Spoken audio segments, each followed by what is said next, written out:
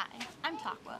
The third goal of the Future Business Leaders of America is create more interest in and understanding of the American business enterprise. Today I'm going to talk to you about ways we can do this at 3 different levels: elementary school, middle school, and high school.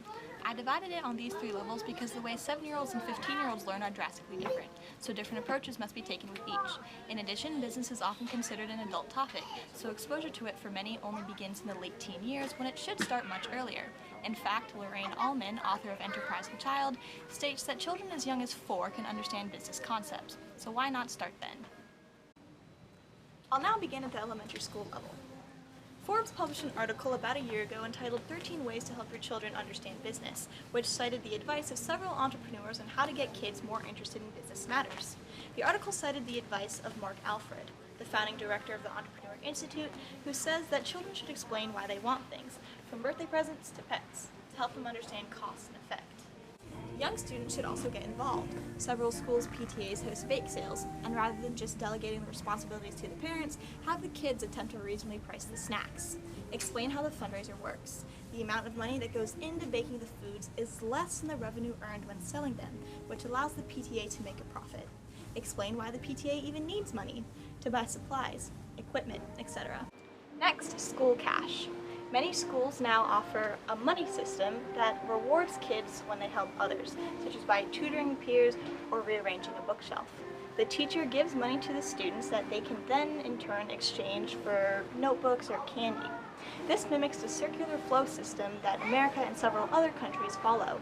You provide a service, you get paid, and then that money can then be traded for goods or services. Lastly, at the elementary school level, books. There are thousands of published books pertaining to business, one of which is the Kids' Money book by Jamie Kyle McGillan, which teaches kids how to budget.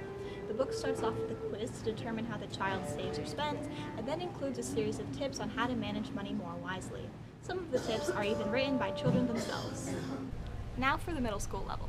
Children at this level begin to be a little pickier about the subjects they're interested in, and teachers at this level should focus on the aspects of business that cater to the interests that children have already developed. For example, an artistic student might hate studying the differences between partnerships and corporations, but because of their love of art, they can enjoy marketing and advertising. It is no accident that 97% of Americans recognize the Nike swoosh, and it's because of marketing and brand recognition that Nike is so successful. Or a student who enjoys history might focus on the timeline of American business, from the foundation of the first Bank of the United States in 1791 to the establishment of the Fair Labor Standards Act in 1938 that set the minimum wage. This student may focus on how business has been interpreted and changed throughout the years. History, art, and other subjects can act as gateways to understanding and loving business. By the end of middle school, if the already mentioned tactics are used, children should already have a fair grasp of the American business enterprise, and actual application can now begin at the high school level. Students may get a job. Nadia Ward, who teaches psychology at Yale University, says that students should get jobs to develop soft skills, such as punctuality and dealing with adults professionally. Something that should transcend all 3 levels is the requirement of taking a business class. Virginia now requires its high school students to take an economics and personal finance class before graduating. However, classes like these should be available at the elementary and middle school levels as well.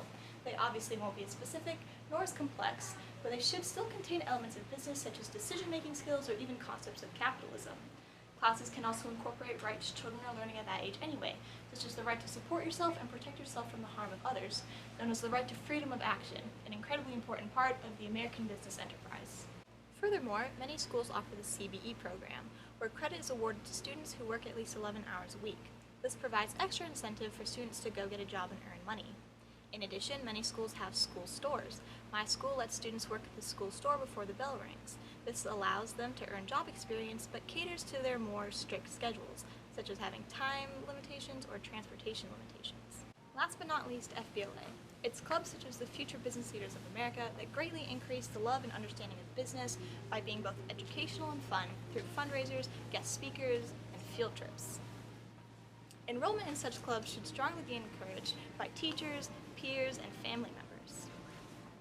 Increasing the love and understanding of business should be required at all grade levels, at all ages, for all students, and the reasons for doing so that I mentioned today are just the tip of the iceberg.